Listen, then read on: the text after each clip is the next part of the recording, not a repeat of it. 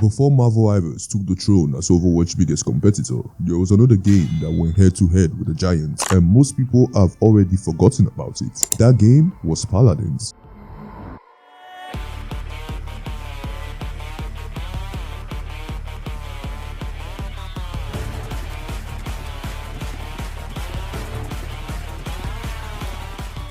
Released in 2016 by Hi-Rez Studios, one of the worst gaming companies at the time, already known for abandoning their games at any given notice. Hi-Rez, whether by stroke of luck or pure competence, had created one of Overwatch's biggest competitors. Now, a lot of people will argue Paladins wasn't an Overwatch clone because of the many different features between the two games, but the fact that Paladins released after Overwatch always meant it was going to get called a clone, regardless of who started making their game first. See, Hi-Rez is struck gold, now being able to get a piece of the booming hero shooter gen, and Paladins being completely free at the time, it gave them a massive edge. Paladins, at its peak, had 35 million players, which was completely crazy, even by today's standard. This caused the game to get a strong cult following, so much so, they're still keeping the game alive in 2026, even after Hi-Rez basically walked out on it. And that's what made this story wild, because you can still hop on Paladins right now and find people playing. The community even hosts their own tournaments, which is insane,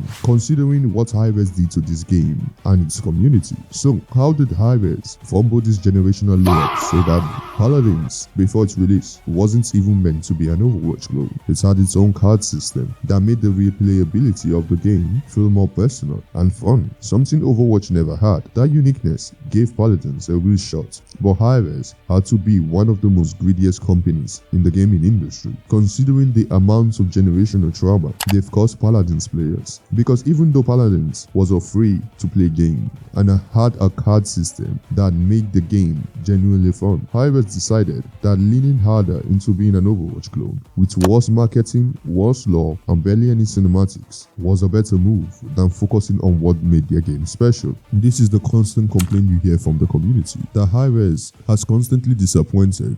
They come up with ideas that are genuinely fun on release, then either abandon them or half-ass them, and nothing captures that better than the OB64 updates. A pay-to-win system that received heavy backlash from the community.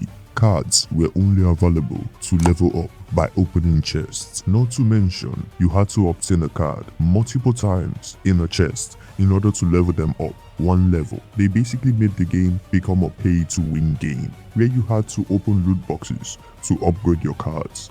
That update was so insane, it almost destroyed Paladins. See, in the late 2017, Hi-Rez introduced something called Cards Unbound, where the card customization system that player loved got completely overhauled into a loot box grind, and it was so bad that to upgrade a single common card from level 1 to level 5, you needed 43 duplicate copies of that same card, and there were 271 common cards in the game. You see the problem? Players were so disgusted that the Paladins subreddit staged a full protest, flooding the entire subreddit with intentional, terrible fan arts, until Hi-Rez reversed the system entirely. That update destroyed Paladins' reputation, so much so that a huge chunk of the player base never came back, even after Hi-Rez fixed it. And Hi-Rez still didn't learn from their mistakes. The constant switching of developers didn't help, neither did having those same developers trying to build a Fortnite clone inside Paladins, which eventually spun off into Realm Royale, its own battle royale game,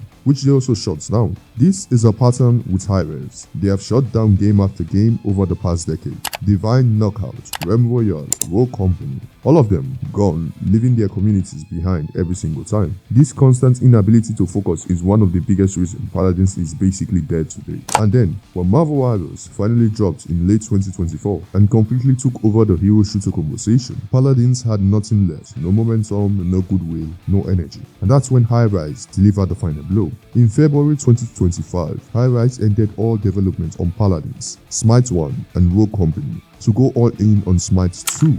Around 50 to 60 developers were laid off across their studios. And if that wasn't enough, the CEO of Hi-Rez, Stuart Chisholm, deleted his Twitter account days before the layoff were even announced, which honestly tells you everything you need to know about how that man runs a company. The Paladins Discord server admin broke the news directly to the community. Active development halted, no more updates, servers staying online with no roadmap, nothing. The servers are still up right right now, but it's really just a matter of time. At the end of the day, it makes sense. Hi-Rez kept chasing trends and trying to make a quick buck, but it cost them millions. That's right, folks. Longtime owner Mr. Krabs is opening a new restaurant called the Krusty Krab 2.